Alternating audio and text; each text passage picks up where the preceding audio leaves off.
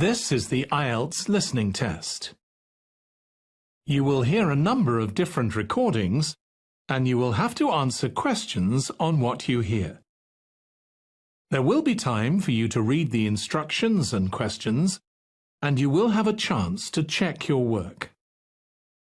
All the recordings will be played once only. The test is in 4 parts. At the end of the test, you will be given 10 minutes to transfer your answers to the answer sheet. Now turn to Part 1.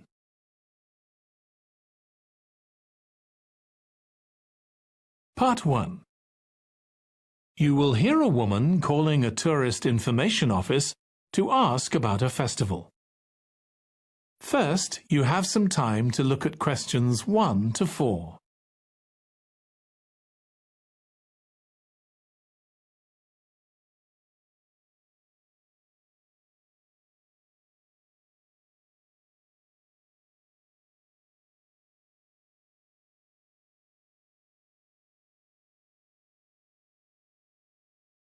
Now listen carefully and answer questions 1 to 4. Good morning. You're through to the Tourist Information Office. Tim speaking. How can I help you? Oh, hello. Could you give me some information about next month's festival, please? My family and I will be staying in the town that week. Of course. Well, it starts with a concert on the afternoon of the 17th. Oh, I heard about that. The orchestra and singers come from the USA, don't they? They're from Canada. They're very popular over there. They're going to perform a number of well-known pieces that will appeal to children as well as adults. That sounds good. My whole family are interested in music. The next day, the 18th, there's a performance by a ballet company called Eustatis. Sorry? The name is spelled Eustatis. They appeared in last year's festival and went down very well. Again, their programme is designed for all ages. Good. I expect we'll go to that. I hope there's going to be a play during the festival. A comedy, ideally. You're in luck. On the 19th and 20th, a local amateur group are performing one written by a member of the group. It's called Jemima. That'll be on in the town hall. They've already performed it 2 or 3 times. I haven't seen it myself, but the review in the local paper was very good. And is it suitable for children? Yes. In fact, it's aimed more at children than at adults. So both performances are in the afternoon. And what about dance? Will there be any performances? Yes, also on the 20th, but in the evening. A professional company is putting on a show of modern pieces with electronic music by young composers. Uh-huh. The show is about how people communicate, or fail to communicate with each other, so it's got the rather strange name, Chat. I suppose that's because that's something we do both face-to-face and online. That's right. Before you hear the rest of the conversation, you have some time to look at questions 5 to 10.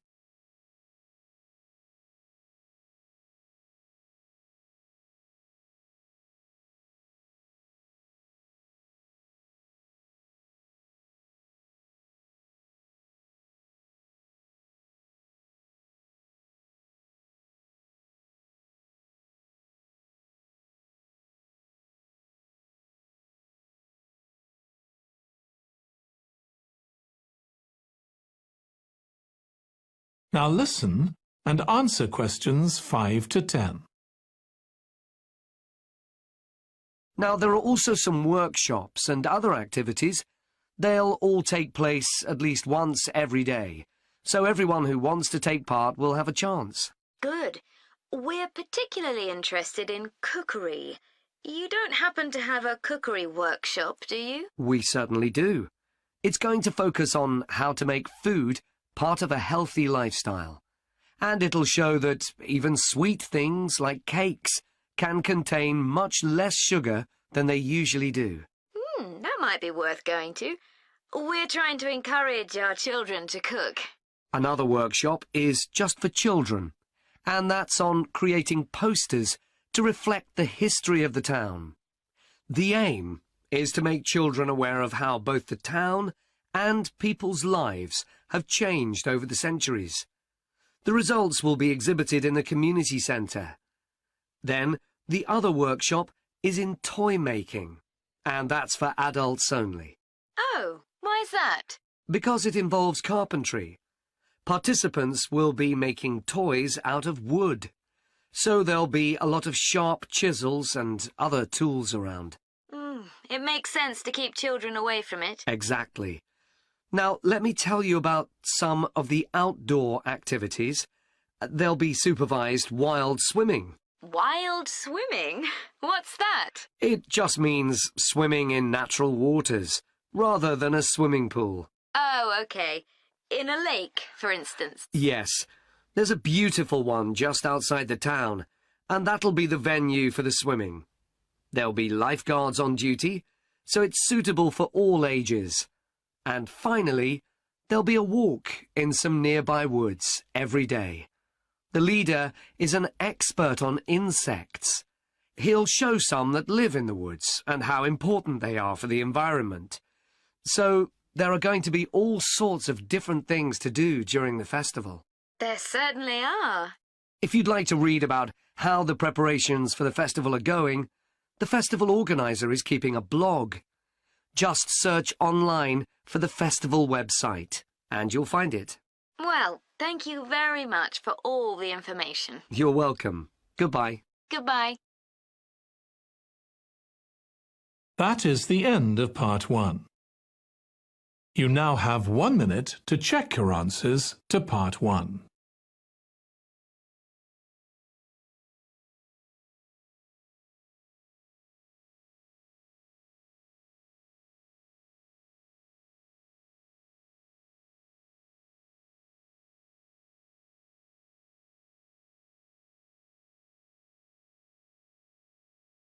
Part 2.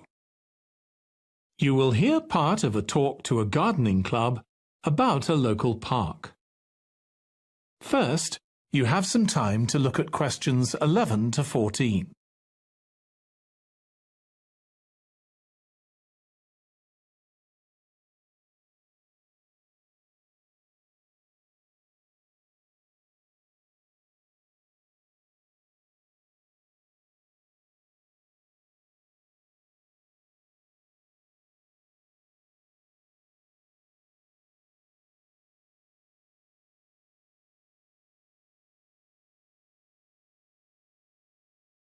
Now listen carefully and answer questions 11 to 14. I'm very pleased to welcome this evening's guest speaker, Mark Logan, who's going to tell us about the recent transformation of Minster Park. Over to you, Mark. Thank you. I'm sure you're all familiar with Minster Park. It's been a feature of the city for well over a century, and has been the responsibility of the City Council for most of that time. What perhaps isn't so well known is the origin of the park. Unlike many public parks that started in private ownership, as the garden of a large house, for instance, Minster was some wasteland, which people living nearby started planting with flowers in 1892. It was unclear who actually owned the land, and this wasn't settled until 20 years later, when the council took possession of it. You may have noticed the statue near one of the entrances. It's of Diane Gosforth, who played a key role in the history of the park. Once the council had become the legal owner, it planned to sell the land for housing. Many local people wanted it to remain a place that everyone could go to enjoy the fresh air and natural environment. Remember, the park is in a densely populated residential area. Diane Gosforth was one of those people, and she organised petitions and demonstrations, which eventually made the council change its mind about the future of the land. Soon after this, the First World War broke out in 1914, and most of the park was dug up and planted with vegetables, which were sold locally.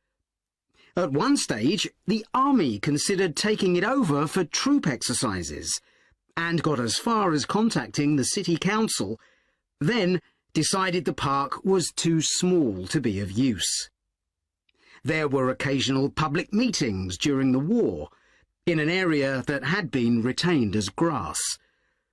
After the war, the park was turned back more or less to how it had been before 1914, and continued almost unchanged until recently. Plans for transforming it were drawn up at various times, most recently in 2013, though they were revised in 2015 before any work had started. The changes finally got going in 2016 and were finished on schedule last year. Before you hear the rest of the talk, you have some time to look at questions 15 to 20.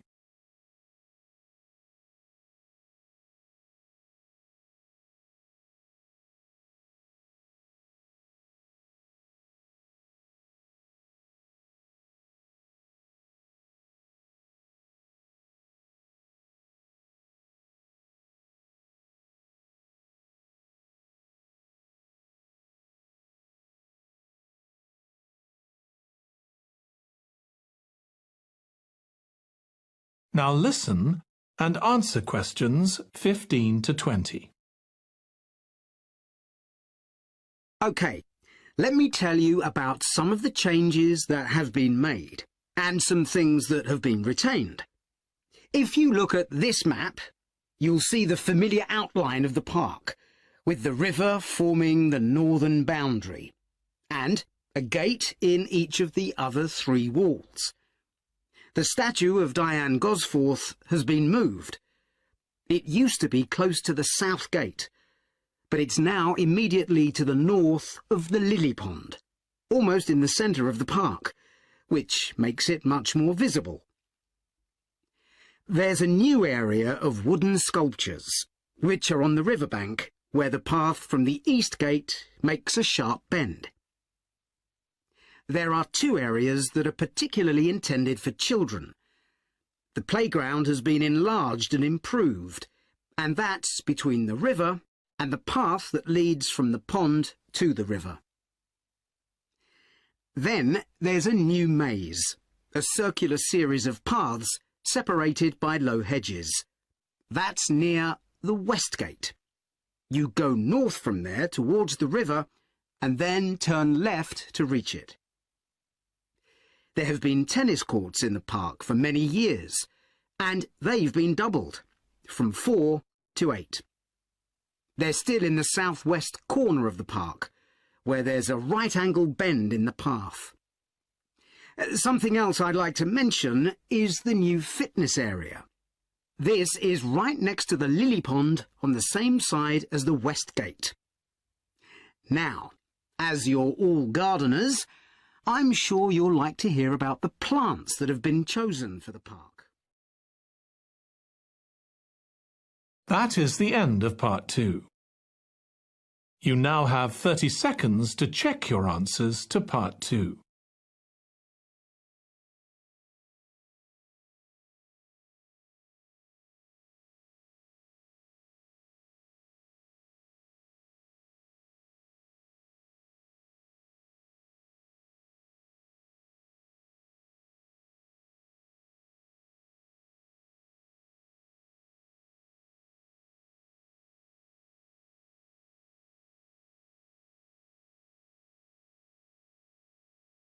Part 3. You will hear two students of English called Kathy and Graham planning a display on 19th century British life and literature for a university event. First, you have some time to look at questions 21 to 24.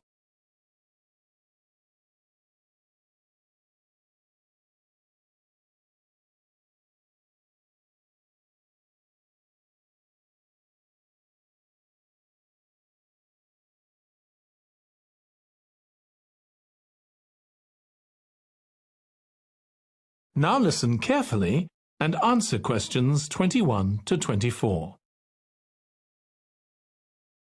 OK, Graham, so let's check we both know what we're supposed to be doing. OK.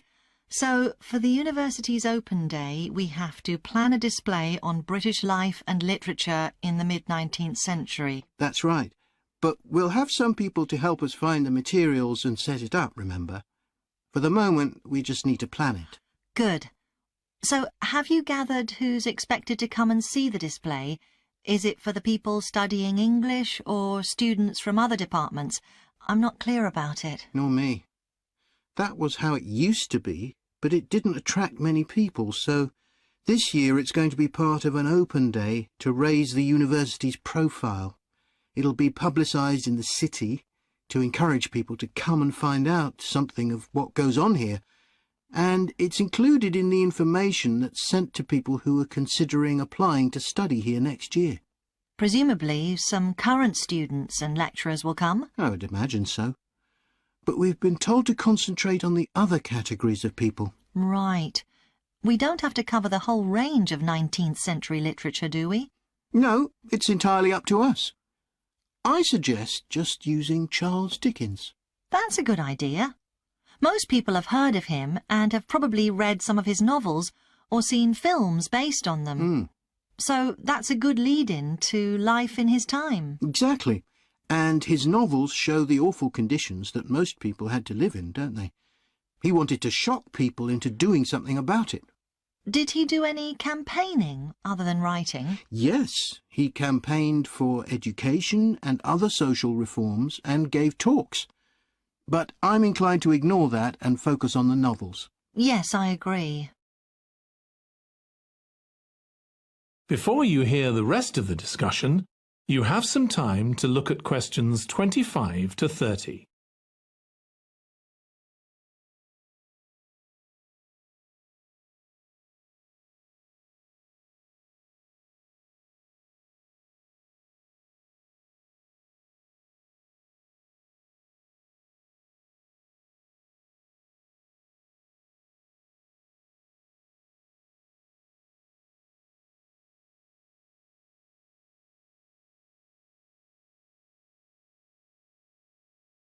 Now listen and answer questions 25 to 30. OK, so now shall we think about a topic linked to each novel? Yes, I've printed out a list of Dickens's novels in the order they were published, in the hope you'd agree to focus on him. You're lucky I did agree. Let's have a look. OK, the first was The Pickwick Papers, published in 1836. It was very successful when it came out, wasn't it? And was adapted for the theatre straight away. There's an interesting point, though, that there's a character who keeps falling asleep, and that medical condition was named after the book, Pickwickian syndrome. Oh, so why don't we use that as the topic and include some quotations from the novel? Right. Next is Oliver Twist. Mm-hmm. There's a lot in the novel about poverty, but maybe something less obvious. Well, Oliver is taught how to steal, isn't he? We could use that to illustrate the fact that very few children went to school, particularly not poor children, so they learnt in other ways. Good idea. What's next? Maybe Nicholas Nickleby? Actually, he taught in a really cruel school, didn't he? That's right. But there's also the company of touring actors that Nicholas joins. We could do something on theatres and other amusements of the time. We don't want only the bad things, do we? OK. What about Martin Chuzzlewit? He goes to the USA, doesn't he? Yes. And Dickens himself had been there a year before and drew on his experience there in the novel. I wonder, though. The main theme is selfishness, so we could do something on social justice? No, too general. Let's keep to your idea. I think it would work well. He wrote Bleak House next. That's my favourite of his novels. Yes, mine too.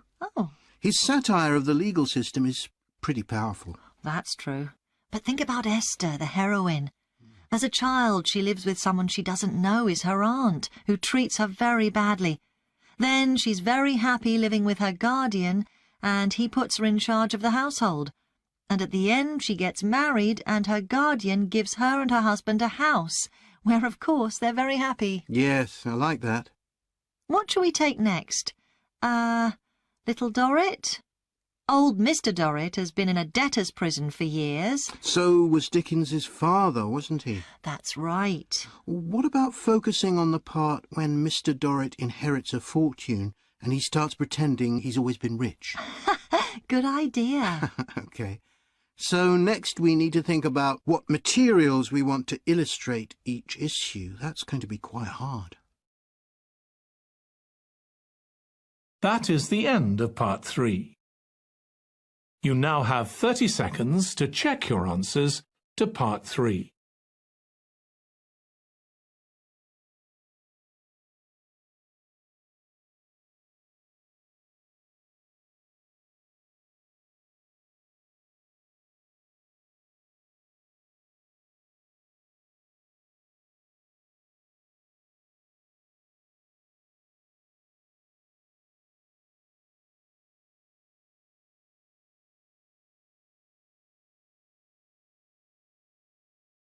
Part 4.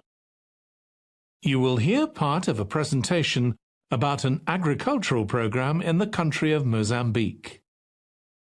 First, you have some time to look at questions 31 to 40.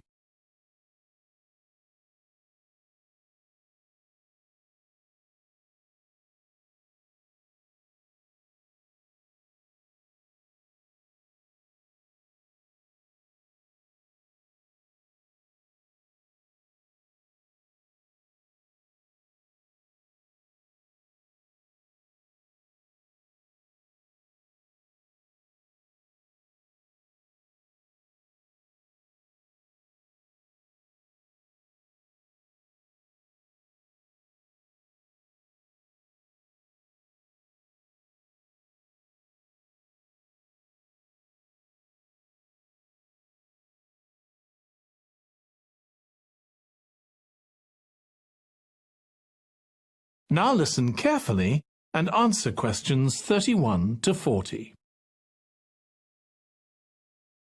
I'm going to report on a case study of a program which has been set up to help rural populations in Mozambique, a largely agricultural country in Southeast Africa. The program worked with 3 communities in Chikwalakwala district near the Limpopo River. This is a dry and arid region with unpredictable rainfall. Because of this, people in the area were unable to support themselves through agriculture, and instead they used the forest as a means of providing themselves with an income, mainly by selling charcoal. However, this was not a sustainable way of living in the long term, as they were rapidly using up this resource. To support agriculture in this dry region, the program focused primarily on making use of existing water resources from the Limpopo River by setting up systems of irrigation, which would provide a dependable water supply for crops and animals. The program worked closely with the district government in order to find the best way of implementing this. The region already had one farmers' association, and it was decided to set up 2 more of these. These associations planned and carried out activities including water management, livestock breeding and agriculture. And it was notable that in general, women formed the majority of the workforce. It was decided that in order to keep the crops safe from animals, both wild and domestic, special areas should be fenced off where the crops could be grown. The community was responsible for creating these fences, but the programme provided the necessary wire for making them. Once the area had been fenced off, it could be cultivated. The land was dug so that vegetables and cereals appropriate to the climate could be grown, and the programme provided the necessary seeds for this. The programme also provided pumps so that water could be brought from the river in pipes to the fields. However, the labour was all provided by local people, and they also provided and put up the posts that supported the fences around the fields.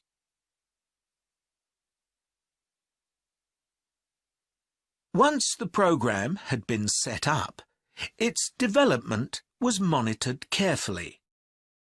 The farmers were able to grow enough produce not just for their own needs, but also to sell.